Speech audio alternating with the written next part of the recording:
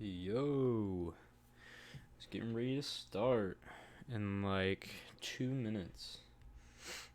We're just chilling out. Gotta open up Snap, so my keyboard needs to change colors. Yo, 2 viewers. That's a good bit of viewers. What's up, dude? 3 viewers. What's up, guys? What is going on? About to start in 2 minutes. We're just chilling out. Yo, Edgar, I see you in the chat. Boy, what is up? You got any topics for me today, dog? Because we about to talk about some football. I got a lot to talk about.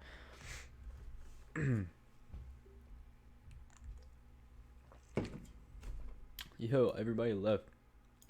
What the? Alright. There we go.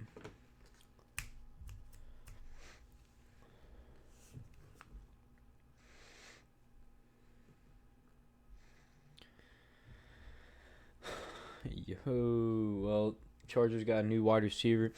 Yeah, okay, so yeah, Melvin Gordon thing. He came back. He was holding out. He's their running back. So he was just holding out, but he came back. Jay, undefeated in fantasy football. You are, and I believe you are number 1, if I'm not mistaken. I don't know. We'll see how that goes. We'll see how long you last in the undefeated circle. My dad is not here yet. I guess he's joining us a little bit later, probably right as the show starts, because he's just that clutch. And, yeah.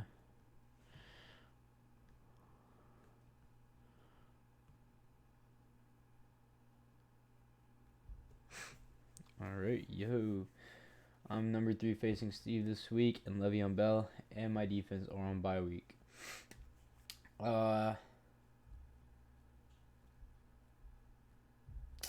Yeah, that's going to suck for you, dude. Alright, look. It is 8:30 p.m. We are now live. Alright, I guess so, yeah. Alright, so welcome to the Football Forecast Podcast, episode number 10. Today is September 25th, Tuesday, 8:30 p.m., doing a later show than we usually do, just because yesterday I had some business to take care of, couldn't really get it done, didn't want my dad to do it by himself, and just be there by himself, and he's joining me here in a second as well, and there he is right on cue. Hello, everybody. And yeah, so we're both here now, just started episode number 10. And, yeah, we have a good bit to talk about today, a good bit in the college football world and NFL world. Went on last weekend. So, yeah, a lot to discuss, a lot to rant about, I guess. I guess the number one thing that we've started out every single show these past couple weeks is the AB situation. So the stance with AB is where is he at now? AB has unofficially retired. So he has tweeted out that he's just not going to be playing in the NFL anymore, and that he's retired and that he's done with football. He's done with the NFL. Makes you wonder how long that's going to last. Well, his agent said he's not done. So. Well, his agent said he's not done. He said he's done. So I don't know. There's a lot to talk about in that regard. We've talked about him every single week since the situation started. It really makes you wonder, how much of this is true and, if he's ever coming back and things like that. But my money would have to be on he's probably not done. He probably wants to come play again. I just don't think there's many teams out there that would want to sign him. I can't really think of any off the top of my head, and really there's only 2 teams that would even want to sign him, maybe even 1 team that would even think about signing him. And I don't know if they're crazy enough to do that. So I don't know. Supposedly there are a few teams that are interested, according to his agent, Drew Rosenhaus. We don't know who those teams are, and they're going to be interested pending the outcome of whatever his legal situation is. So who knows how long it's going to take to resolve that, or how long it might take the NFL to decide, when he's going to be eligible to play. If he's going to have some type of suspension or what the case may be. If he does come back to the NFL, it may not be this year. It might be next year at the earliest. It just depends on how long it takes for these issues to be resolved, and nobody knows the answer to that. It's a situation where like I said before, I don't think he's going to be back anytime soon. with the agency, though, it's weird because, you see with Colin Kaepernick, those guys, don't want to sign somebody like Colin Kaepernick. Makes you wonder how similar his situation is to Antonio Brown, vice versa. So I'm wondering if he's going to be one of these players that isn't going to get signed to a team for this long, for like 4 years, and a situation like that. So I guess we really don't know yet. It's going to have to obviously take time to figure that out. I put my money on that he's not going to get signed, though, again. It's going to look like a Kaepernick situation. Yeah, I mean, that's really all I can say on the matter is just like it's just a prediction. It's just, do you think this guy's going to get signed again? Do you think he's going to come back regardless? And I would have to say no. But, the NFL is very surprising, very unpredictable. Things happen all the time where players could come out of nowhere. So it depends on his legal issues and what happens with that. I mean, if it comes out favorably and favorable for him, I think he'll probably be back. I think his situation is different from Kaepernick. I think people forget that when Kaepernick, at the point where he was out of the NFL without a team, when he started doing the whole kneeling down for the anthem and all that kind of stuff, it's not like he was a top flight starter. I mean, he was riding the bench and had been doing so for quite some time. So even without the kneeling issue going on, I don't think there was a great appetite for any teams to sign him anyways, because he started out when he first came to the league as a ball of fire. Eventually, I think teams kind of caught on to his game and his strengths. And he just became less effective over time, and to a point where he finally ended up getting benched. AB is different. He's still regarded as one of the very best receivers in the league. And I don't know of a team that doesn't need a good receiver. honestly, No matter how many you have, I think good receivers are always in demand.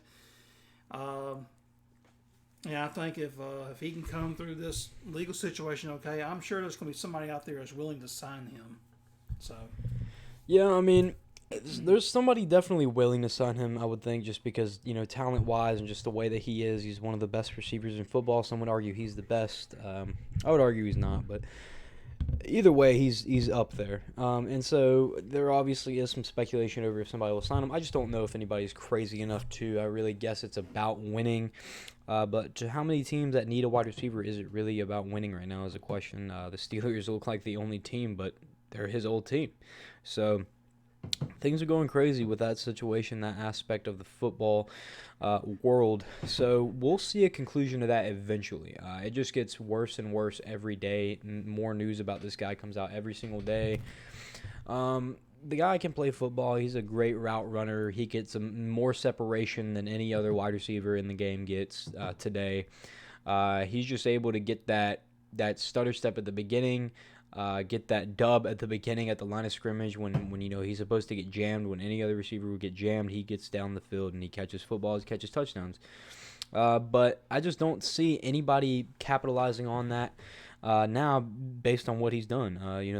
They call him a clown now, and rightfully so. So, I mean, yeah, like I said, we've talked about it every single week now since the start of this podcast because there's been something new every single week, and that's not even a joke. When you get done watching this podcast, go back and look at every single one of our podcasts. Every single one we've started with AB drama because every week there's new drama that's top of the headlines. So it is pretty crazy. But yeah, I mean, that's that. And I guess we can pretty much move on because that's probably going to be the end of this for a little bit. Biggest news besides that this week, though, actually just came here a little bit ago today, this afternoon. So Melvin Gordon, his holdout is over. He's returning to the Chargers, supposedly. He's not holding out anymore. He began a contract holdout before training camp. He's not going to play in Week 4 against Miami. He's still searching for a better deal, though. He must have had some success in the agency, in the front office with getting a new deal done, if he has some success. Let me just read the chat here a little bit. So Edgar says, doubt AB will come back soon. There's too much controversy and drama surrounding him. I kind of feel the NFL had some say on AB being dropped from the Patriots. Yeah, I mean, you can definitely see that, especially with all the relationships and the chemistry that the NFL has with the Patriots after multiple scandals and probably even the tampering scandal that went on with AB. I think it's pretty safe to say the NFL probably had something to do with that as well. Not like they needed to be. I feel like somebody like Bill Belichick would, drop them at the tip of the hat after he sent those messages out to his accuser. So yeah, that's a good point though. The NFL probably was in collusion with the Patriots ever since they signed him. I mean, you really have to be if you want to, measure somebody, micromanage somebody like Antonio Brown. So that is a good point. Anyways, yeah, back to the Melvin Gordon thing. He's set to make $5.6 million in his base salary in 2019. It's the last year in his contract. He was offered $10 million per season, but they never moved any more than that. So he wasn't happy with that. He wants to make more than that, and it's really not totally parallel to what he's produced.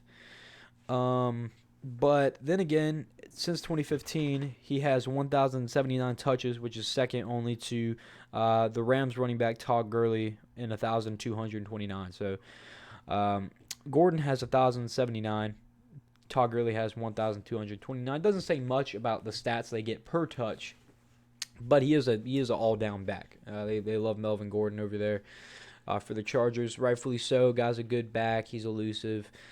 He's shifty. Can also play a receiver type back as well. But it's exactly like the Ezekiel Elliott thing. I mean, it's hard to pay these guys a lot of money when you have to manage a team like that and get a oiled machine going. You have to get a system running. It's hard to give guys more money than they might be parallel to. You think Chargers should give Melvin Gordon his money? No.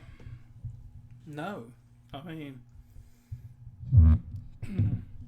I agree. I'll just say that right off the bat. I mean, look. And one thing I hate is these guys. When the football season's over, they've got from that point, all the way until basically the beginning of fall camp for the next season. So they got basically 8 months time to negotiate a new contract, or if they're unhappy with their contract, they got 8 months to try to do something about it. And I hate these guys that they don't, and then all of a sudden when it's time for fall camp to start or during fall camp, all of a sudden they decide, they're going to hold out because they're unhappy with their deal because they're not getting paid as much as so-and-so. I understand guys want to get paid what they're worth, and for any NFL player, you never know that the next play they play might be their very last. You never know. You might encounter some type of serious injury that could cut somebody's career short. But if you got a signed contract and a deal, you should honor it. There's no reason why you shouldn't be able to negotiate terms of a contract or renegotiate and still honor your current contract and play at the same time. But I'm sure the Chargers want him back. I'm sure there's got to be some hard feelings about the way the situation was handled. I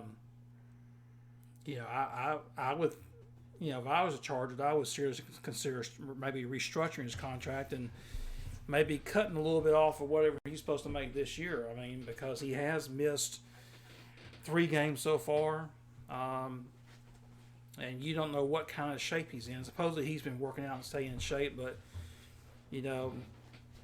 it's going to be hard for a guy just to come in and just start playing right away. They may have to work him up to speed. So, I wouldn't necessarily just go ahead and just pay him whatever he's due. If I was a Charger, I would try to somehow maybe work into their favor.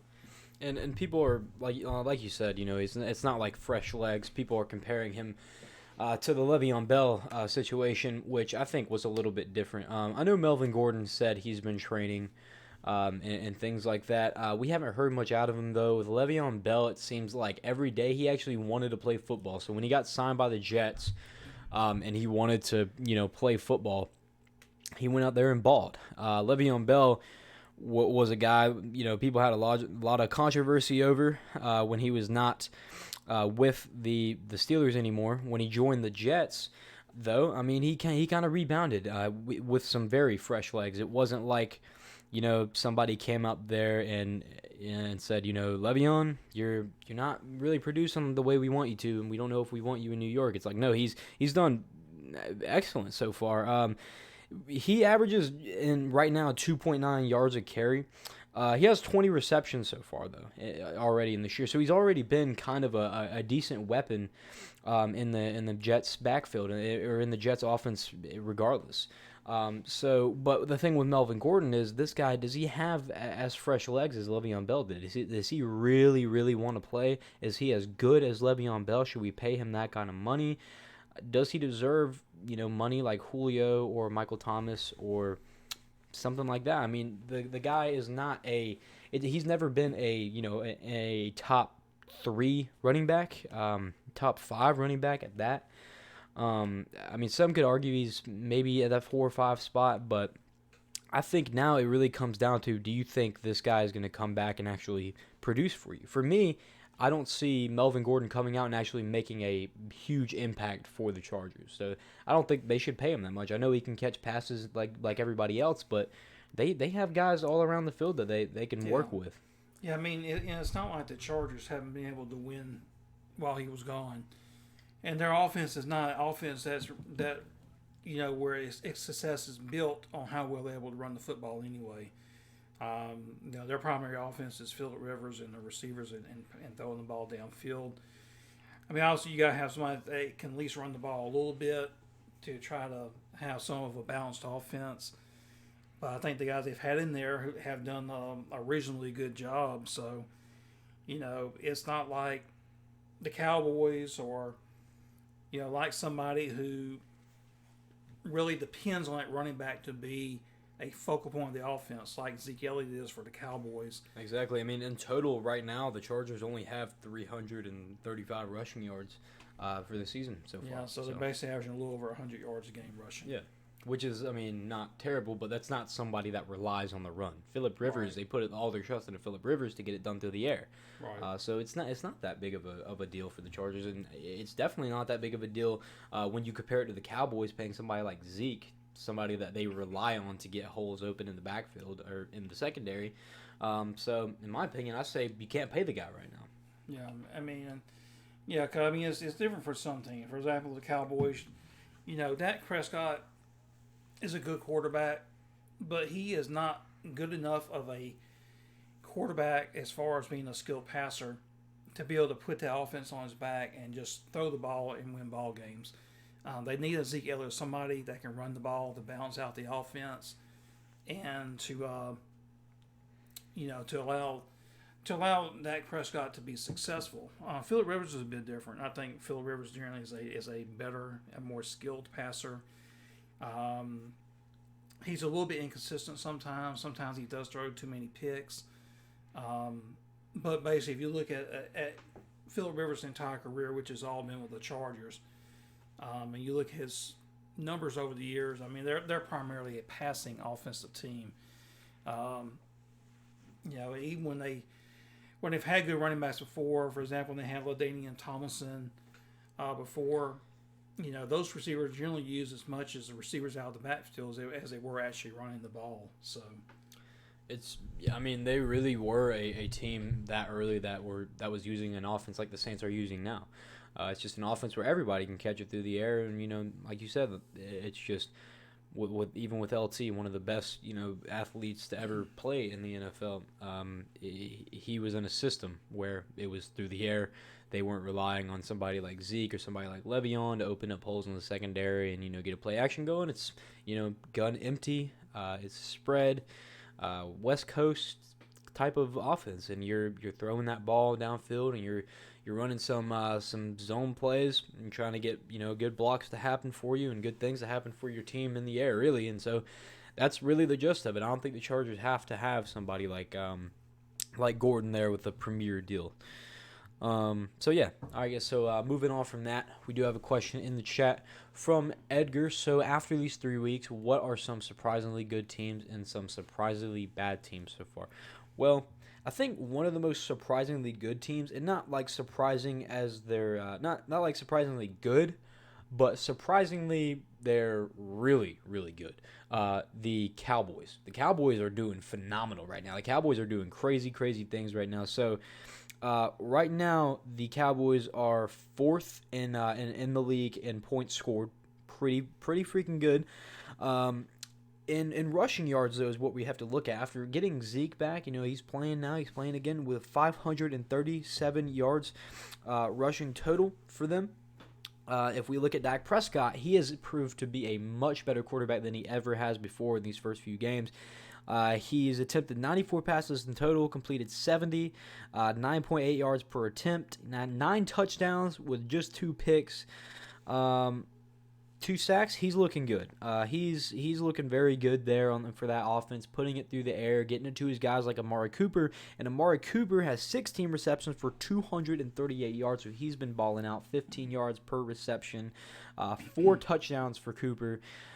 Absolute baller. Amari Cooper has been getting the brunt of that offense, and they have such a good receiving core. And some could argue this could be number 2 or 3 in the league in a receiving core, with Michael Gallup and Randall Cobb, with Gallup having 226 yards with 13 receptions. That's almost as good or better than Amari Cooper with 17.4 yards per reception. Randall Cobb with 11 receptions for 116 yards, 10.5 yards per reception.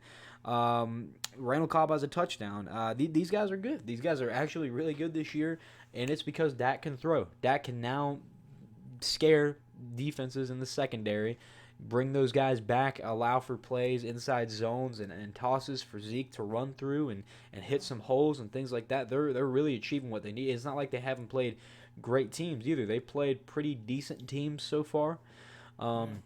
Just wonder if they can keep that going. And if they can, they could really take the NFC this year. I mean, if all their players stay healthy, they can. I mean, Zeke is the key to all that. All these teams that they play against, they've got to respect the Cowboys' running game and respect his ability. So they, if you sit there and try to stack the box against them, that Prescott's good enough. He's got enough receivers where he can make you pay for that. You worry too much about the Cowboys throwing the ball. You got Zeke that can run up in there and make good yardage. So, that's why it's so important to have a balanced offense. And as long as they're able to keep their guys healthy, I don't see any reason why they won't be able to continue that success. Definitely. I think they're the most surprisingly good team. I mean, we all knew they were going to be good with Amari Cooper, and they were last year after Week 8 when they got Amari Cooper, but I think they're surprisingly great. I think nobody expected them to be this good, and they're definitely going to, lead the league here, or lead the NFC, I should say, if they keep this up. And then, like you said, stacking the box when you have to respect the running game allows for Dak to use his new improved passing ability to get it down to Randall Cobb, Michael Gallup, or the star Amari Cooper.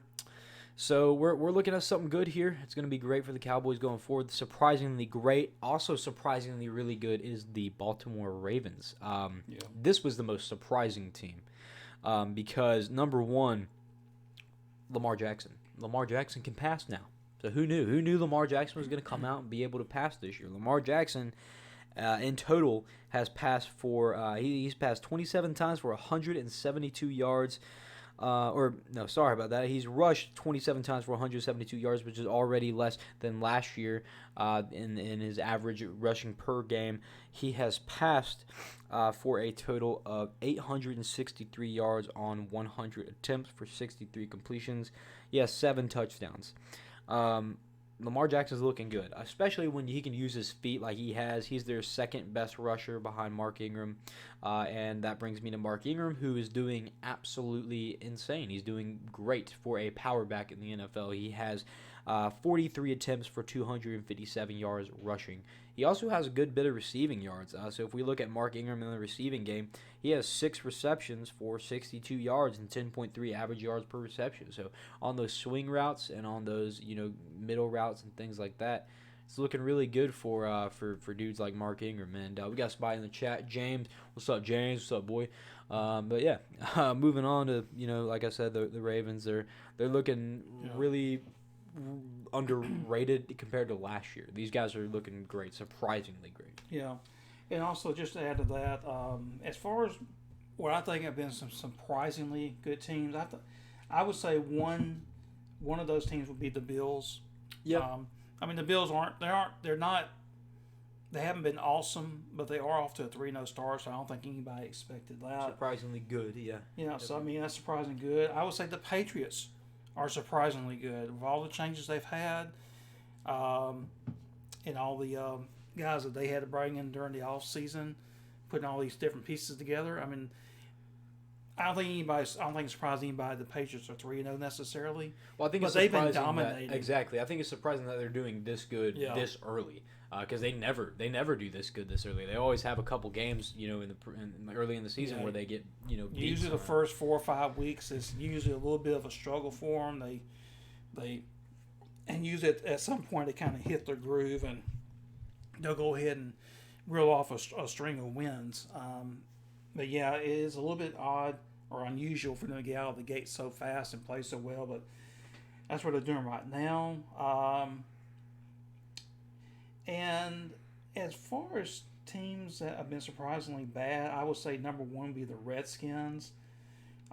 With the defense that they have, and they got I would say one of the better quarterbacks, not great, but I would say at least probably in the top half of the league of his quarterbacks is Case Keenum.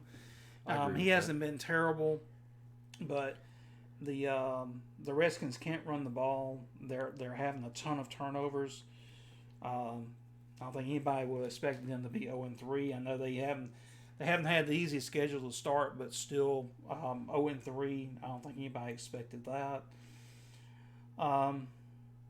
Yeah, and one other thing I'd note too, looking at all the different divisions in the league, it looks like there's one division that's going to shake up that could be pretty tough this year, and that's the NFC North. You look at that division, every team right now in that division has a winning record after 3 weeks. So it's definitely the best division in football right now. Yeah, I mean, right now you got the Vikings and the Bears, both 2-1, and they're currently tied for last place in their division. So.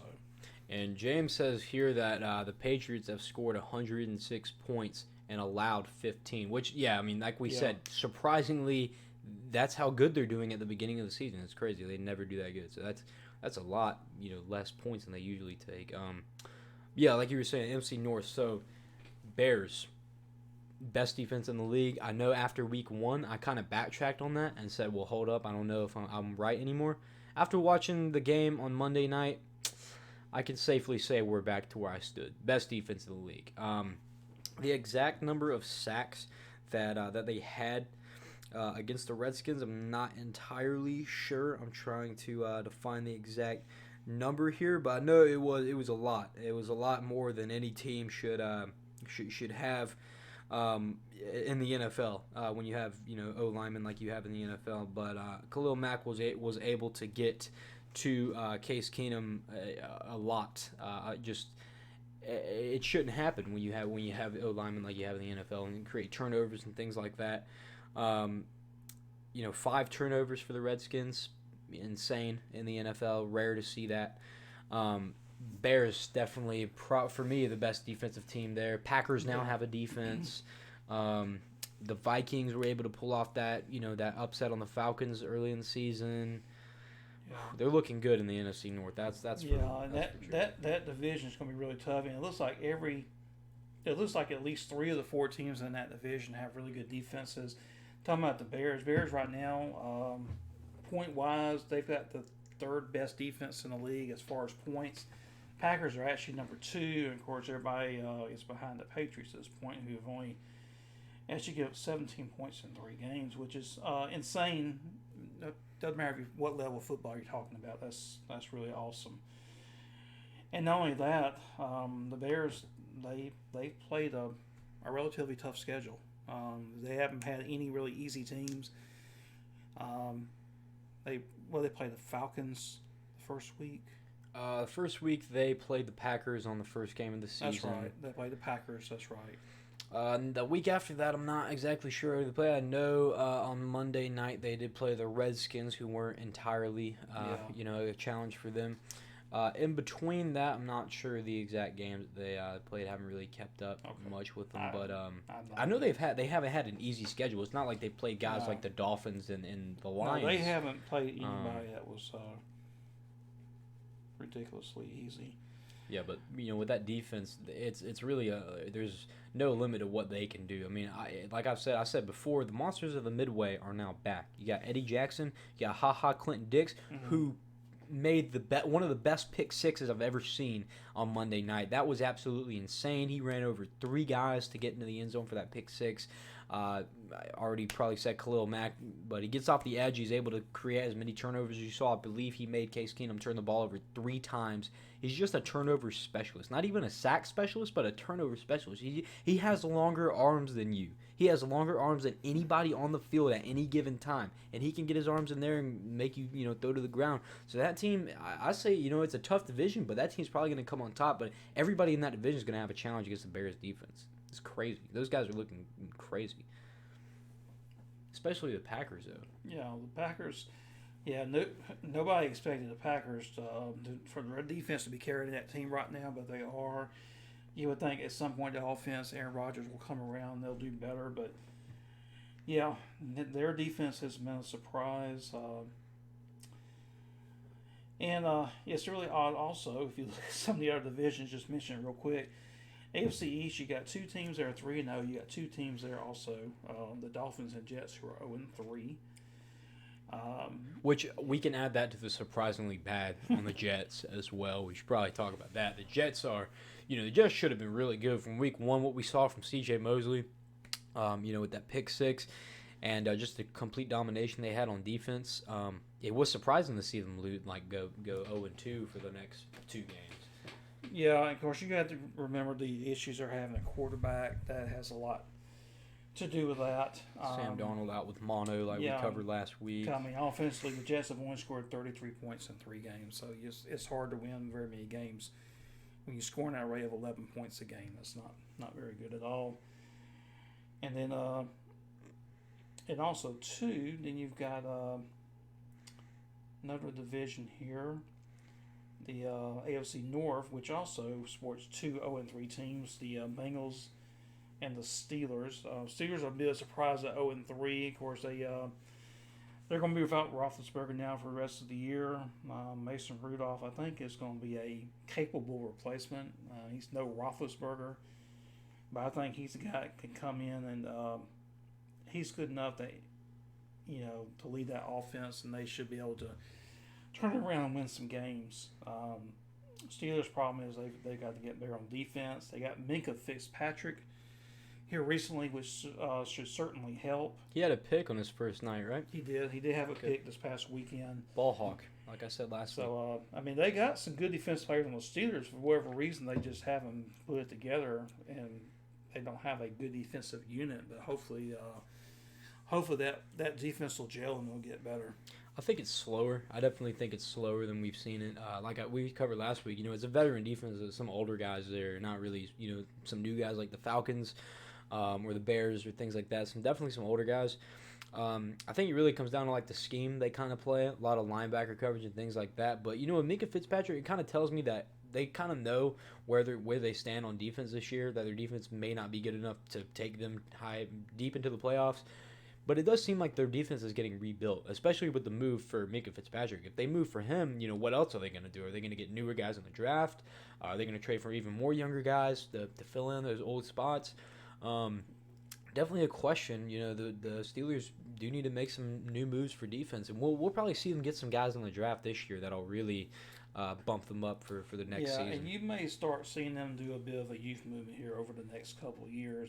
They do have a lot of players that have been in the league for a while now, and part of their issues, especially on defense, it may go back to just having maybe too many aging players on the roster.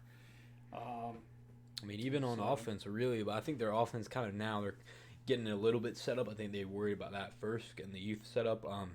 With getting Deontay Johnson over here from Leonard High School, local to where we're at. They got some good youth there. Might be looking at a quarterback soon, obviously with Big Ben's injury and all that. But yeah, like you said, I definitely think they're in a youth movement. And defense comes now. Now they're looking at the defense definitely. That's how I see the Steelers right now, at least. So, but yeah, rightfully so. They should be making those moves. All right, so yeah, those were teams that were surprisingly good, surprisingly bad. Yeah, I guess we kind of covered all of them, really. I mean, there were a lot of teams that surprised me. Like I said, the Ravens and Cowboys. A lot of teams I thought should do better, like the Jets. Redskins, really. Not because I'm an Alabama fan and their entire defense consists of Alabama players, but just because they should be better than that. I think Deron Payne too is he's somebody that we gotta see more out of. I expected a lot more out of Deron Payne as well. So I had to move my phone cord there. Anyways, moving on. All right. So anybody in the chat, anybody have any topics? You guys can suggest anything you guys want us to talk about. Who anything is like that. Zerfied? That is my buddy James. Hey James, what's up? James the Beast. So James asked, how are the Bucks doing? He doesn't know anything about them. Yeah, so, being local to Tampa, you have a lot of Bucks fans around here, rightfully so. I mean, you got the Bucks everywhere. You got Bucks flags everywhere and car decals, and you're right by the stadium. But as how the Bucks are doing, not kind of the same as they were last year, but they have gotten off to a pretty decent start. So Jameis Winston's been doing a little bit. Just a little bit better than he usually has. He has 98 passing attempts with 59 completions. He's passed for 782 yards, and he has 8 yards on average a play. He has thrown 4 picks, though, which is a lot. So that's something you got to look at, something you got to be wary of. I don't know. If you're a Bucs fan, for anybody in here that is a Bucs fan, Jameis those picks. That's just the way he is. Brett Favre did a lot. Some guys just do that. Brett Favre, when he played, he threw a lot of picks, but people always regard him as one of the best quarterbacks in the league. And some guys also are more apt to take chances with the ball than other players. Some players are going to play it more safe, and if they don't see somebody really open, they're always going to either throw the ball away or throw it to a check down. Jameis, he'll challenge the defensive backs. He'll put the ball in there and. And that's just a double-edged sword that you have if you're going to have him as your quarterback. The Bucs, I mean, they've got a pretty solid team. They just got to clean up some issues. Number one, they should have had that game this past Sunday. Kicker blew it. I mean, they did everything they could to put him in the right position to kick that game-winning field goal. It shouldn't have came down to the kicker regardless, but yeah, they've always had a kicker problem. They still do. But offensively, they're plenty good enough. Jameis is plenty good enough quarterback. And when they're playing well, they can put a lot of points on the board like they did on Sunday. The Bucs aren't great running the ball. I couldn't tell you the last time they were good running the football. They're like a lot of their teams. Their offense primarily is passing. But you got one of the best receivers in the league, in Mike Evans. You got a catching tight end, O.J. Howard. You got Alabama. O.J. Howard. Their other tight end, Cameron Brate's pretty good too. They use both those guys.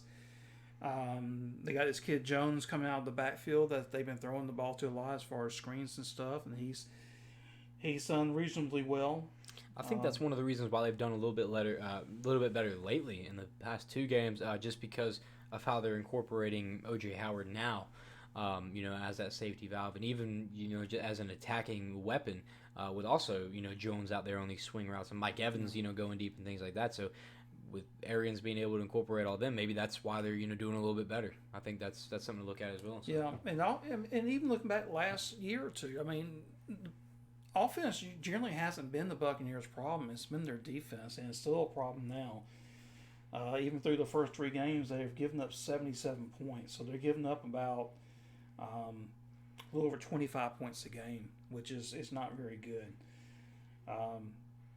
in NFL, just like in college or any other level, is it's hard to win a lot of games when you try to have to depend on outscoring your opponent. Especially nowadays. So And yeah, I think a lot of Bucks fans were hoping, the draft pick of Devin White could take care of that problem. Um, Obviously, we know you can't really rely on one player, even if it is a middle linebacker, which is a quarterback of the defense. The scheme that they've played defensively, I do have to say, is better than the past. I do have to say they've used a lot more nickel coverage and putting bigger guys in there as well, just to kind of throw off their opposition, kind of create some mismatches for them and things like that. But I think, all in all, it just comes down to how much talent they have. I know they got Ndam Kong Su now on that line, along with Vita Vea, who is more of a run stuffer than we would like him to be. They got some work to do on defense. and they also, in talking about that, they've got a kid. I'm trying to remember his name. Let me see if I can pull him up here. I know in the past, especially in the last year's draft, when we were talking about who's going to get drafted, I really wanted the Bucks to get Minkah Fitzpatrick. I thought that would be a huge pick for them, but I think they got Vita Vea instead, which wasn't a terrible pick. I think any Bucks fan would probably tell you they'd much rather have Minkah Fitzpatrick or somebody like that. Vita Vea, to me, was just too slow. I don't know. If you have that kind of defense, especially now after Bruce Arians there, I think you'd want somebody like an Aaron Donald type of D lineman. And one thing that jumped out at me looking at their defense, they got a guy who's a linebacker for them this year. I'm not sure if this is his first year at the Bucs or not. I know it's his 6th year in the league. His name is Shaquille Barrett. He's a linebacker. He has already accumulated 8 sacks for the Bucs in the first 3 games this year. So this is a guy that's going to come in and this is what Bruce Arians wanted to do. He talked about this year he wanted to create a more standard type of defense for this year, for this type of current offense, which is guys that can go around the outside and create some holes and go in and stop the run on the inside, but have outside linebackers like that can go in and get sacks when they need to and put some pressure on the outside. Especially on the blind side of a quarterback. When they need to, on the front side of a quarterback, they can put pressure on him, might throw a pick downfield and put heavy pressure in that nickel, have somebody like a ball hawk floating up there. That's the kind of thing you wanted to do with the move Devin White, put him in coverage, get some guy like this Shaquille Barrett dude to have him on a blitzing linebacker scheme. They're looking pretty good, but the problem is that all these guys have to stay healthy. That's true. Yeah, and look at this last game here for Shaquille Barrett on Sunday. He had 8 tackles, 4 sacks, and 2 forced fumbles. That's really good. Just Sunday. I mean, he's balling. He's definitely balling. I know a lot of Bucks fans, probably ask, why isn't Devin White, doing the same thing? I mean, number 1, he's a middle linebacker. Number 2, he's not at 100% health. And number 3, I mean, that's not really his job. That goes with the middle linebacker thing. But he's not really supposed to be somebody that goes in there and gets all those tackles, all those sacks, and things like that. Shaquille Barrett, though, is looking like, I guess, an enforcer is what you could call it, kind of like the front man of the defense with all those stats. If he can keep that up, the Bucks are looking pretty good, though, if they can just gel together. Looks like he's basically being utilized probably as an edge rusher. Probably a hybrid type linebacker, probably doing a lot of edge rushing, probably used in coverage on the tight ends and whatnot. Which is good, which is tracking running backs out of the backfield, whatnot. But it looks like he's been a big playmaker for him on defense so far. And that's what Bruce Arians wanted. He wanted a guy that could get in there on the edge and line up right beside D ends and D linemen and get in there and create some some pressure for the QB to make some bad decisions. So. I didn't really know a lot about that Shaquille Barrett guy, but that's very interesting though. Bucks defensively, is that somebody that's going to improve? Is that somebody that's going to help him improve down the field, along with the Jets as well? You have to look at both of those teams and say, are these defenses really going to improve? Because they do have the talent there. They have a way to make some good defensive moves. We just got to see what happens with those guys, but. Barrett looking pretty freaking good there on that those stats, those records right there. So. See how he carries them for the rest of the season. See if he can get any more turnovers and get Jameis a chance to actually do something with the ball instead of turning it over.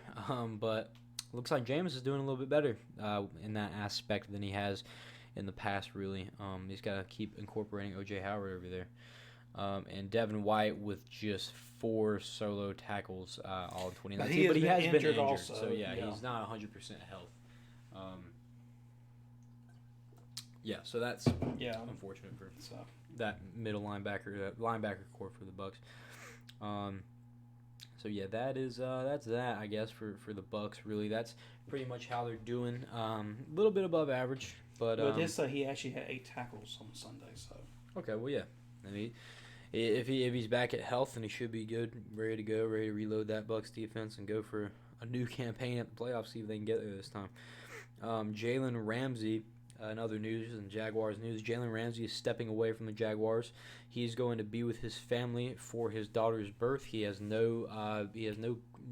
still a question for his return. So he has set no time for his return. No idea when he's coming back. He's going to watch his newborn be born, his second daughter be born. That's unfortunate for Jags fans. Happy for Jalen, I guess, but the guy's going to leave the Jags soon, so they probably don't care. To be honest, he said he doesn't want to be in Jacksonville, so he's probably gone soon. But either way, whatever. I think you can't really be mad if you're a Jaguars fan for him leaving because of this reason. But I think it's already been kind of assumed that he wasn't going to play this next week anyways. But yeah, Jalen Ramsey leaving, probably won't be playing another game for the Jaguars. If I had to guess, he's probably going to be gone soon. Where is he going to go? I don't know. We covered that last week. No real idea. It's looking like the Seahawks or somebody like that could make a good trade for him. But that's just something we're going to have to look at. I know with him acting like this, it's pretty much set in stone that he's going to be gone. Maybe he'll get traded to the Dolphins. Yeah, I mean, hopefully that's what happens. He'll get traded to the Dolphins, and the Dolphins will trade him later in the season before the trade deadline for something even better. So, yeah, I mean, I don't know. We'll see what happens with that, but Jalen Ramsey coming out of FSU and playing, especially in 2017 for the Jaguars, supposed to be like the next Dion. Supposed to be like Neon Dion. I mean, he was a dude that looked like he could carry the Jags defense forever. And man, maybe the Jags have a defense, and maybe he can get something for Blake Bortles to come in and actually be a good quarterback. But then Blake Bortles got traded to the Rams, or I guess signed to the Rams as a backup. Now they have a guy that can fix all of their problems, even Jalen Ramsey. Because if you have a good offense, you don't need a great defense. Gardner Minshew, who is also known as the greatest quarterback of all time. We've talked about it every week now. This guy's crazy. So yeah, he's also quickly developing a big following among Jaguar fans too. So. Among all NFL fans. In fact, his jersey or anything that has to do with Gardner Minshew is one of the highest selling items that the league has right now as far as merchandising goes. This guy's a legend. I mean, like what we've been seeing on memes and things like that in the culture is that he's what everybody wanted Baker Mayfield to be. He really is. He's that guy. So he's looking good. When Nick Foles comes back, we already talked about that, but what's going to happen with that? Nobody really knows. But Gardner Minshew's looking good. Jags are lucky to have him, but I only brought him up because now he can make Jags fans happy with the loss of Jalen Ramsey. This should be something that you shouldn't be mourning as much as you are, because Minshew's got it. Minshew's got everything you need. He's got the intangibles of a great quarterback in the NFL. He can do it all with his legs, with his arm, whatever it needs to be. He's got it for you guys over there in Saxonville. But hopefully that defense is able to stand up some more, even with the loss of Jalen Ramsey soon. So yeah, I guess that's kind of not too much NFL news. There's still a lot that we can cover in the NFL. That's kind of all the big stuff. But before we go and move into college, I will go over some fantasy stuff right now. Just for those that are watching, I know obviously when you watch the recording of this podcast, it's not going to be very useful. But stardom and sit-ems.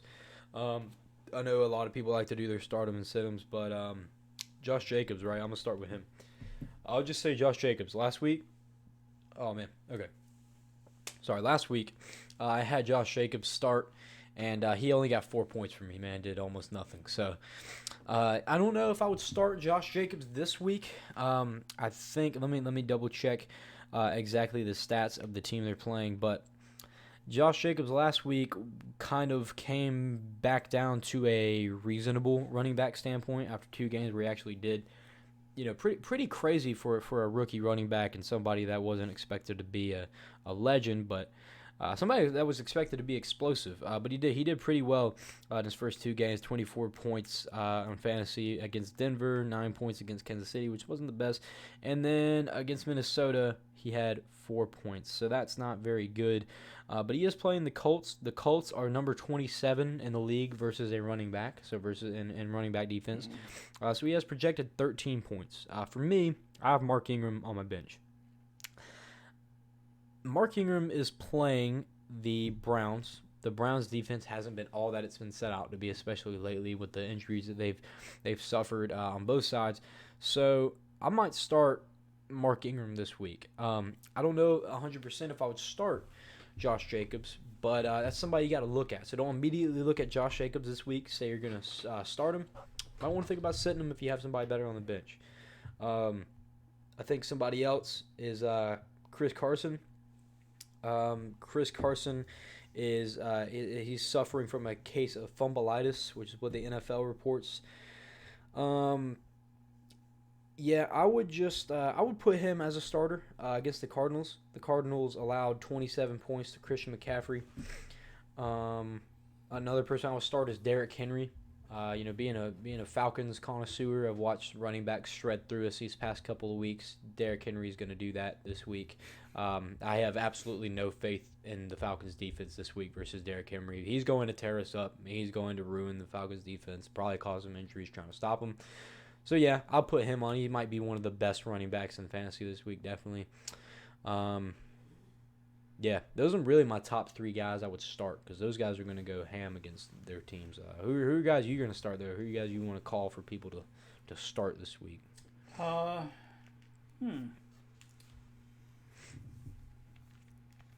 Let's see if there's another one that I want to add as well because I know there's a couple. I know one I would start indefinitely is Amari Cooper. Amari Cooper is going up against the New Orleans Saints, who are number 30th against wide receivers. Their corners have done absolutely nothing this week or this year. Their average points to a wide receiver is 49.63. That's how many points they give up to wide receivers. That is absolutely insane. So if you're gonna, start a wide receiver, anybody that's going up against the Saints right now, I'll put them on. If you have Michael Gallup, Randall Cobb, Amari Cooper, put him on. I have Amari Cooper. He's going on. Yeah, definitely. Well, I have a couple guys here that, I haven't perused through all of them. A couple of guys here kind of catch my eye who I think could really put up some big numbers this coming Sunday. One guy I look at is the rookie receiver for the Seahawks, DK Metcalf. Yeah. He has put up some decent numbers first few games, and of course the Seahawks are playing at the Cardinals this coming Sunday. It's one of the worst defenses in the league right now. One of the worst defenses in the league. Russell Wilson's been playing really well, so he may be on cue to have a big game. That's one player I was looking at there, and another one I would be looking at as well, and that's the Cowboys tight end Jason Witten, playing against the Saints. I think that he could really have a big game. You look at the way the Saints defense plays, and of course they've had some issues with their defense.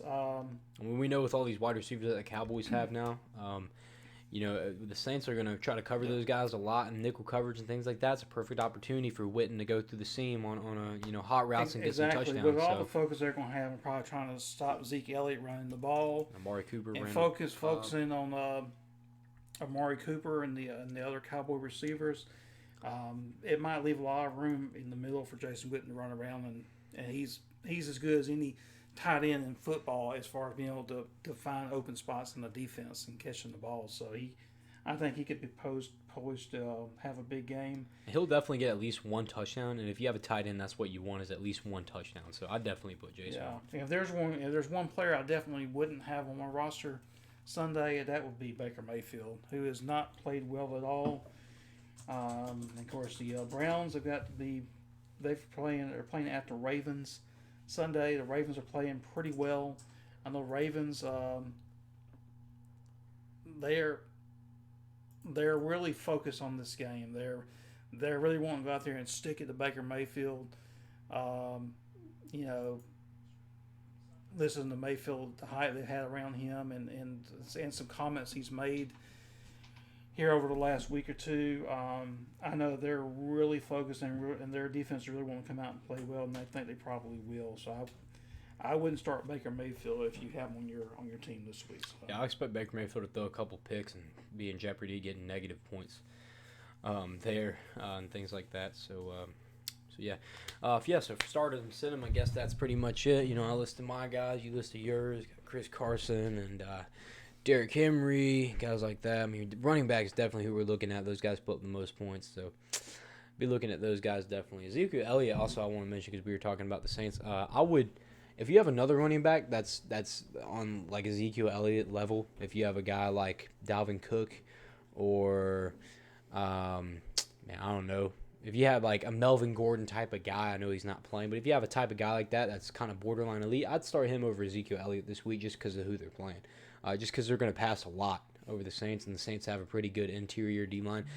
This is one of those games where you're going to have a guy that's supposed to get a lot of points. You know, you start Julio every week. 1 week, he might only get 1 touchdown. So this is a game where Zeke may not get that many yards rushing. It's happened before. It's happened in the past. They've had to, rely on Dak to get the passing game going.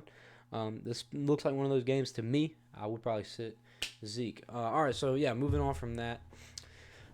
Really only got like about 6 minutes here for an hour is up, but we can go longer, but I guess there's really no reason to because not much has happened in college football this past week. I guess really just to recap, just kind of go over what has happened. We can do that in a quick about 5 minutes. So I guess we can start with some of the surprising games that we've seen this past week. I guess let's go to the stat lines here, the game stats and the scores and stuff. All right, so bam. Most surprising game this week. The most surprising game this week. I don't know. I'm trying to go to week 3 here, but it's not even no option for week 3. So. Well, this past week was actually week 4. Oh, week 4, yeah, that's right. So. Yep, all right, got you now. Week 4. All right, so USC pulling off the upset of Utah, number 10, 30-23 USC. Most surprising game, I guess, really. I'm not surprised it happened. I thought USC would play well and win the game. They did. Utah has had problems going out to the West Coast in their conference and playing good teams, in this case USC, and not winning. They don't seem to play great when they're away from home sometimes, and that was the case here. Knowing that USC was more than a capable team that they could pull off the win, they played pretty well and they won the game. So how about Matt Fink? 21 out of 30 for 351 yards, 3 touchdowns. That'll do it for USC if you're trying to win football games. That'll definitely do it. Does that really surprise anybody? When was the last time that USC didn't have a quarterback who could throw the ball and receivers that could catch it? You can look back as far as you want, any number of years, and they've always got at least 2 or 3 guys on their roster that they could trot out there, and they will be able to do a good job. So, and moving on from that, Notre Dame and Georgia, biggest game of this week. We talked about it last week. Notre Dame could have pulled off the upsets, but we said didn't happen. Almost happened though, and we do have to give a lot of credit to Notre Dame because it was 23-17 Georgia in Georgia's house. Notre Dame did, was in a 6-point deficit. Ian Book for Notre Dame kind of tore him up a little bit, 29 out of 47 for 275 yards. With 2 touchdowns, Georgia, DeAndre Swift putting them on skates with 18 carries, 98 yards, and a touchdown. Really, it was a spread performance from all these guys. Very talented roster on both sides. A very great football game. This is probably going to be one of the best games we'll see all year. This was actually really good game. And Notre Dame showed that they can hang it with any SEC team. If they hung it with Georgia like this, they can hang it with anybody. So that was a very good. If you're gonna have a loss, this was a good loss for Notre Dame to have. Yeah, I mean, of course, yeah, I mean, Notre Dame played a good game. I thought Georgia would win the game. They did. I didn't think it would be that close. Nobody. I don't think Georgia played a great game. Jake Fromm played, reasonably well. He didn't make any major mistakes. He didn't do anything to cost the team the game. I think he ended with less than 200 yards passing, so they didn't have a lot of yards throwing the ball. They finally got their running game going a little bit in the second half. They struggled with that some in the first half. But yeah, I mean that was a great game. It was a great atmosphere.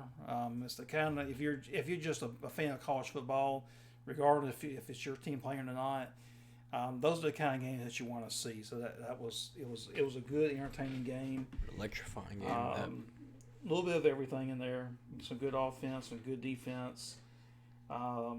Game played pretty well on both sides of the ball. So it was a good game overall. Yeah. Moving on from that, another decent game was Auburn versus Texas A&M. Keep in mind Auburn's number 8, Texas A&M at 17.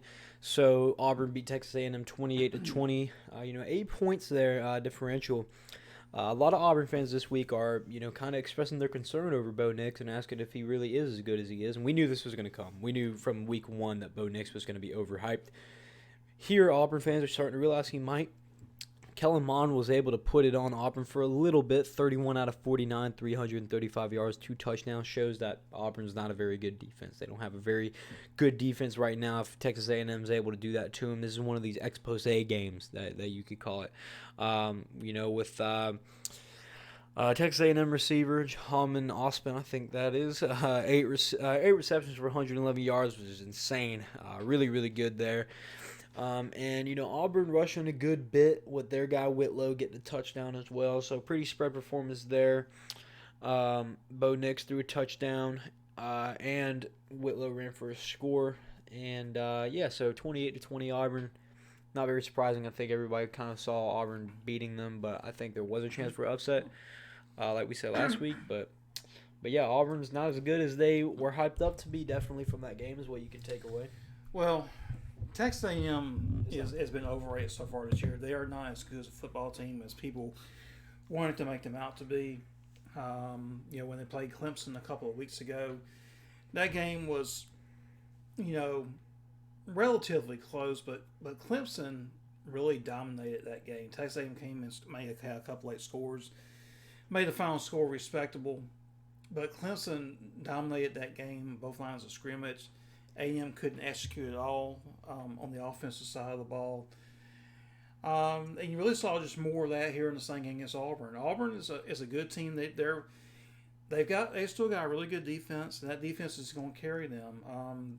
Bo Nix he hasn't been great, but he hasn't really done anything to cost his team a game, which is important. Because Auburn, is they're still a decent running team. Probably not as good as Malzahn we want them to be.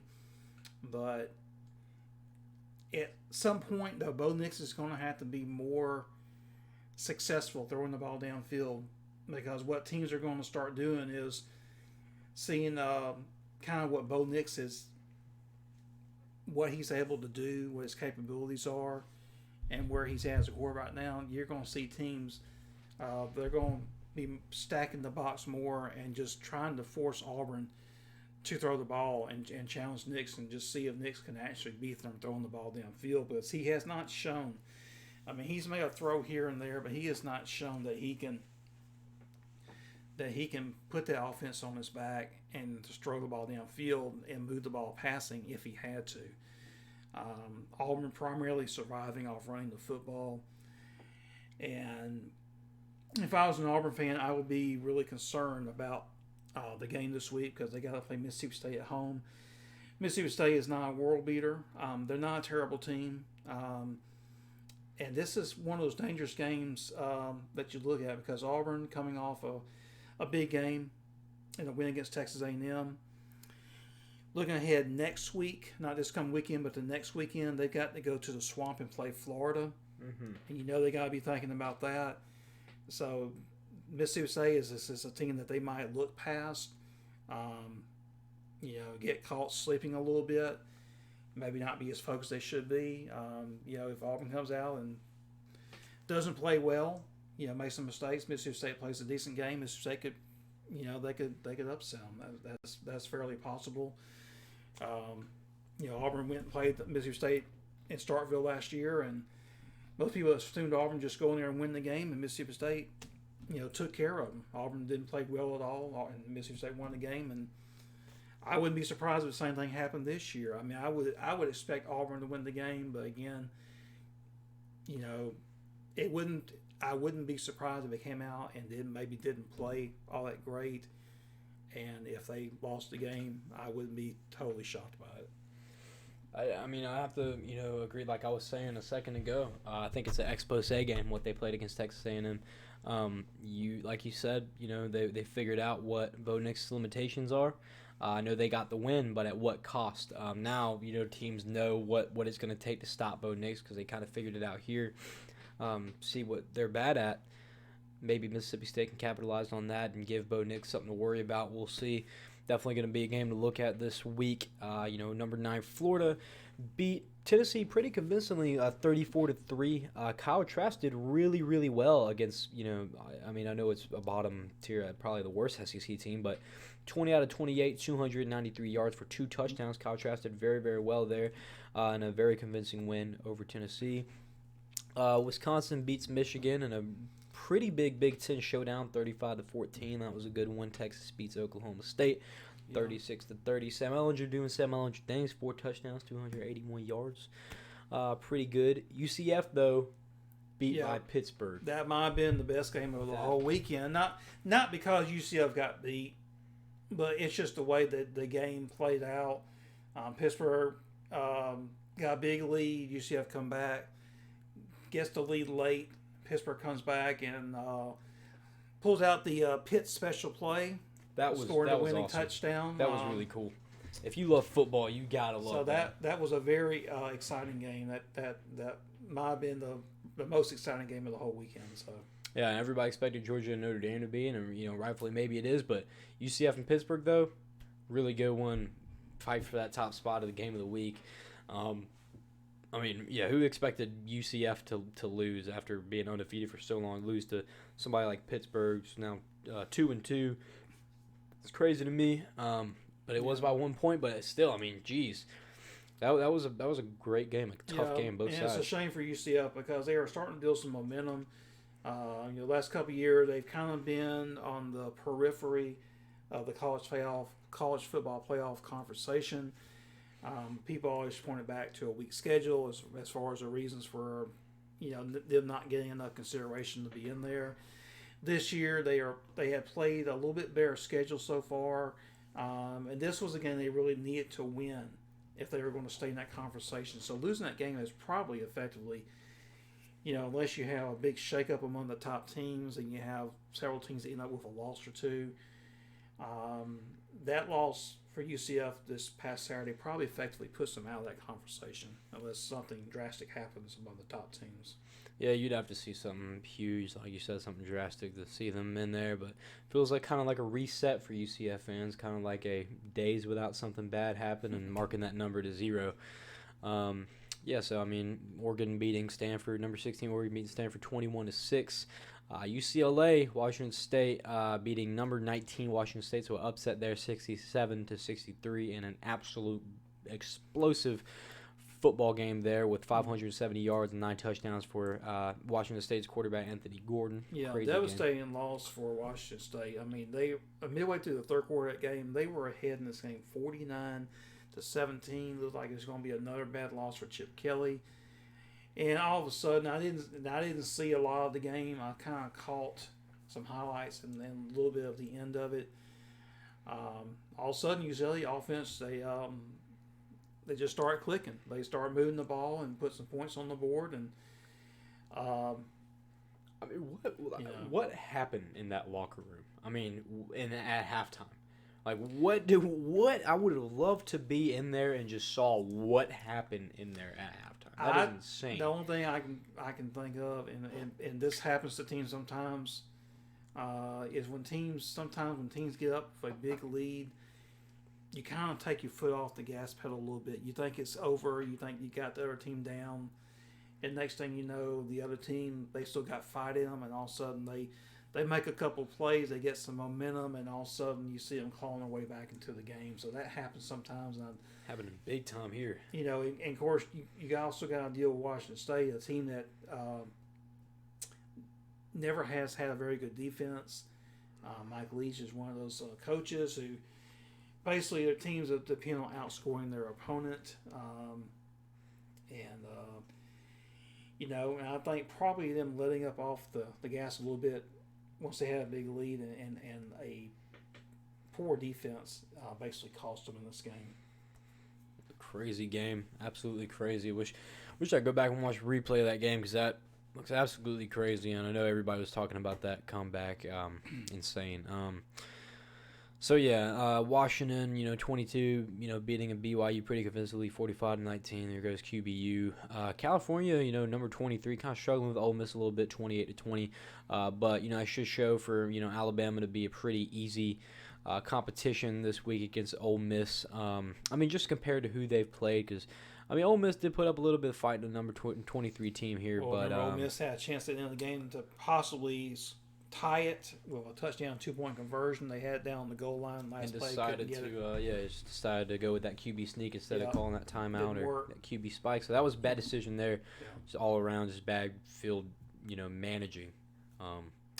Simple mistake. That could have, been an overtime game, but you have number 24 Arizona State, getting upset by Colorado. I don't really even know if you can call teams that are 20-25 an upset when they get beat, because those teams really aren't even, relevant to a top 25, to be honest. Those guys are just a bottom slate. Anybody can be in that 5 spots. But yeah, Colorado beating Arizona State 34-31 by the same amount of points as a field goal. So pretty decent upset there, I guess. And then you have SMU and TCU. SMU beat TCU 41-38. Down goes the Horned Frogs from number 25 spot. So that's pretty much all the top 25 college football games this week. Pretty good week. I forgot the 66-38 win over Vanderbilt from LSU. Has a lot of people talking about LSU's defense might not be as good as it's cut out to be, and I think the other SEC teams can definitely give LSU a run for their money. It's just gonna have to be a battle of can the LSU defense step up, but. Yeah, overall, I guess that's pretty much it in college football for the top 25 at least. Pretty decently sized stuff. Probably a lot better than last week, the stuff that we saw. So yeah, I don't know if you have anything to add or anything, but not a lot. I think there's a couple of underlying themes going into this coming weekend. Number one is you've got some different coaching situations that are coming into focus. Coaches on the hot seat is quickly becoming a topic, as it usually does when you start getting towards the middle part of a season after you've gone through a few games and kind of see what teams look like. A lot of talk this week about Jim Harbaugh and the poor game that they turned out against Wisconsin. Wisconsin really spanked them this weekend. Harbaugh once again proving that he can't win a big game. And there's been a lot of talk about his job. Jeremy Pruitt went at Tennessee. Tennessee finally won a game the previous weekend. Thought that would maybe give them some momentum and maybe that they would play Florida pretty tough this past Saturday. That did not happen. Florida really manhandled them. Tennessee was never really in that game. Florida obviously played much better, was the better-looking team, and now you got a Tennessee team that's got a lot of questions. You had 3 players leave the team today. go into the transfer portal. Two of them had started games on the defense. So you got more players leaving Tennessee. And now here in the next few weeks, Tennessee's got to play. I know they got to play Georgia, and then they play somebody else, and you got to play Alabama. So after the next 3 weeks, Tennessee could be sitting there at 1-6. And you look at the rest of their schedule this year, they got maybe one or two games that you could say for them are probably winnable or possibly winnable. I think one's Vanderbilt. I think they also got to play UAB. And other than that, I don't see a game in the conference that you could look at on paper and say that they would have a decent chance of winning. So Tennessee's back in the spot where we just have to kind of give up all hope for them. So yeah, so coaching jobs are kind of in the spotlight. Another thing in the spotlight again, you got the you've had the red shirt issue come up this week. You've got players on a few teams deciding, hey, I've played my 4 games for a reason. I don't like my situation. My team's not doing very well. I'm just going to go ahead and take a red shirt. You saw it happen this week at Houston. One of the better quarterbacks in the country, Derek King with Houston, and probably their best player overall. He and one of Houston's starting receivers decided they're going to take a red shirt. They're going to pack it in for the season. Coach Dana Holgorsen said that doesn't mean they're quitting on their team. They're not looking at it that way. But I mean, Houston's off to a 1-3 start. I'm not really sure how it benefits these players to take a red shirt and come back next year. If in fact they're actually going to come back and play for Houston next year, they will both be seniors coming back. So you really have to look at that, and it makes you wonder if you're a player on that team and you see the players. I mean, I call it quitting. I mean, you can call it what you want to, but they're also a 1-3 start. They decide they're going to pack it in for the season, take a red shirt, leave the team, in dire straits at 1-3. To me, it looked like they just basically on the team. And if I was on that team, a player on that team, that's the way I would look at it. So, I mean, is Houston in support of that, or how are they feeling toward the kids? Are they? According to the coach, he is supporting this decision. He apparently played a role in this decision, and said the players and other coaches and staff are viewing it the same way as well. To me, something. I mean, it just doesn't sound right. It doesn't seem right. We'll have to see how it affects that team going on through the season, if it causes some type of underlying issues within the team. But you have to wonder about that. Well, it's nice to see that Oklahoma's going to have another quarterback that goes and becomes the next Heisman and the first pick in the NFL draft. So Who knows? after Jalen Hurts, it's going to be Derek King, I guess. So awesome. That's gonna be great. Another Oklahoma quarterback story. I guess it's just gonna keep happening every year. The Heisman's gonna be somebody from Oklahoma, and they're gonna be the number 1 pick in the draft, and they're gonna go on to play for a crappy NFL team. Yeah. I mean, I would really wonder if that kid is going to come back to Houston or not, or if he is in fact going to maybe try to transfer somewhere and maybe try to go to an Oklahoma or maybe other, top program. Somebody might be able to compete for a championship, where they need a quarterback. So you have to wonder about that. Those are just a couple things that are kind of themes that have been talked about in the media, on talk shows and whatnot during the week. Coming up weekend, just looking at the games, there's not really a lot of spotlight games that's coming up weekend. There's some games that could be interesting. Friday night, for example, you got a couple of games that could be good. You got Penn State ranked number 12 playing at Maryland. Maryland's kind of been an up and down team. They've had a couple games where their offense looked really good. They had a game against Temple where their offense looked really poor. So Not sure what you're going to expect from them. That could be a very good game. Um, Also, that same night, you've got Arizona State playing at Cal. Cal, of course, ranked number 15 now. They're unbeaten 4-0. Of course, they held on against Ole Miss last week. Cal, pretty good defense. Of course, Arizona State, is Herm Edwards is the coach there, so that could be a good game. And looking ahead to Saturday, um, not a lot of real good games on the schedule. Looks like a lot of mismatches, games that a lot of the ranked teams should win fairly easily. Um, you know, at the beginning of the season, North Carolina looked like a team that could possibly give Clemson some trouble. Of course, North Carolina started out fast. They beat South Carolina, beat Miami. But here in the last couple of weeks, they haven't looked nearly as good. Clemson should take care of business there. Alabama shouldn't have any trouble with Ole Miss. Ole Miss uh, is a decent team, but they're not a good team. Alabama, if they play a good game, they should take care of that game easily. Um, you have a couple of top 25 matchups, however. You do have number 18 Virginia playing at Notre Dame, which is ranked 10th. Um, I think Notre Dame will win that game easily. They're at home. I think they're a lot better team than Virginia. Virginia is the kind of team that they haven't really played anybody good, so you don't really know how good they are. I take this as a game that's going to knock them down a couple spots in the top 25. But Virginia is kind of team. It's kind of just been kind of skating by. They haven't looked really good. They haven't, weren't beating anybody convincingly.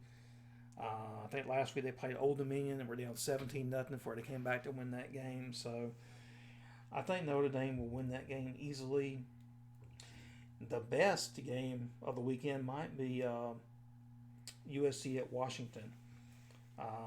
That game comes on Saturday afternoon.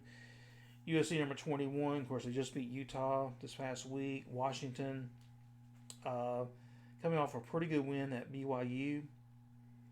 They're ranked 17th, and that could be a very good game. You got two pretty good quarterbacks playing against one another in that one. In Washington, a pretty well coached team under Chris Peterson. So they got a good team. USC, are they going to continue to play well? They're kind of up and down. You don't really know what to expect from them sometimes, but they're coming off a good game. Can they make it 2 games in a row? That would be interesting to see. We already spotlighted the Mississippi State and Auburn game. That could be one to keep an eye on if you're interested in upsets. That could be a possible upset. I mean, like you were saying earlier, it's a sandwich game for them. Right. Auburn could get thrown off real easily, so good thing to look at, though. Good vulnerability to watch. Yeah. But, well, it seems like a lot of your games are the really good games are kind of other parts of the country. Like I said, you got those 2 games out west. You also got Washington State at Utah out west. That's the game that could be good as well. But kind of a down week in the SEC. You got some teams on a bye week. You don't have any real big matchups this week in the SEC. Same deal with the ACC and Big Ten. There's no real big, huge matchups this week. And they're games that most of the ranked teams should win fairly easily. So, yeah, I mean that's you're getting into more of the stronger narratives, I guess, in college football. For a while, it's been kind of dry, but now as you get into October and especially November, you're getting into bigger narratives, and here we go. We're getting to the peak right now. We're getting to the peak of the slide, and here we go. We're about to go down that hill. So it's going to be fun. It's going to be fun to watch these matchups and things like that go down in college football, especially in the SEC, because now you're having the contenders in the SEC. They're proven to be the best division now in college football again. We had some questions at first. Definitely now it's set in stone. SEC's back. You got Alabama, Georgia, LSU, Auburn, all those guys in the top 10. Texas A&M unfortunately falling out of there, and being even more with guys like Kellen Mond being a little bit too nervous to throw that football around, but whatever. You got those guys. You got those 4 SEC teams in the top 10. So you got a lot to look at in the SEC as they assert their dominance once more. So big narrative there. Who's going to come out as the king of that is who's going to give Alabama the best challenge at the SEC championship. It's gonna be fun. It's gonna be great to watch. These narratives kind of unfold. I know, probably one of the best things to watch this week is to watch Auburn, get an upset. See if they can get upset by Mississippi State. And then also this whole Houston situation, how is this going to unfold? It almost looks like they are tanking in college football for no reason. So this is going to be kind of crazy with those red shirts. It's just going to be really fun, especially now, you've had Ohio State kind of play these bad teams as well, and we're kind of getting up into the point where they're actually going to, start playing some people, and they're getting later into the season, so we'll see who can give them the best challenge as well. And so just kind of on the grind of the playoffs and waiting for some big stuff to happen. There's going to be some big upsets. We already know there's going to be some big games. So that's kind of it, I guess, for kind of college football. Kind of covered everything there in the NFL as well. All right, well, I guess that's pretty much it for this episode, unless you got anything you want to add. No, I'm good. All right, cool. This was Football Forecast episode number 10. Thank you guys so much for tuning in this Tuesday night. I know it was a little bit later at 8:30, a little bit later than we expected, and also not on a Tuesday. But we had something going on yesterday. Just couldn't get it out as much as we tried. Every week we try to get it out to you at the same time. But next week, I promise, we'll be on the same exact schedule as always. Tuesdays at 7 p.m. Eastern Time. Also, I wanted to mention that we're having new members join the Football Forecast staff. So you're going to see Instagram be a lot more active. We're going to have a new guy running the Instagram for us. Post some things there all the time, engage with you guys, and just be interactive with you guys. Try to get more of you guys in here to come talk to us and be interactive and things like that. Build a community of fans that are passionate about football. So if you have anybody that loves football, tell them to tune in every Tuesday at 7 p.m. Eastern Time. Don't forget to like, subscribe. Our Instagram is at Your Football Forecast or at Your Football Forecast. So go ahead and follow that, share that around. Best way to get in touch with us and anything like that. Twitter might be coming soon. I think, we kind of want to get the Instagram kind of going first and see where that goes for us. Instagram's definitely being top heavy right now. Definitely put a lot of emphasis on building a community there, things like that, trying to get more of you in here. So I guess that's pretty much it for today. Like I said, don't forget to tune in next week at 7 p.m. Eastern Time on Tuesday. And we will see you next week.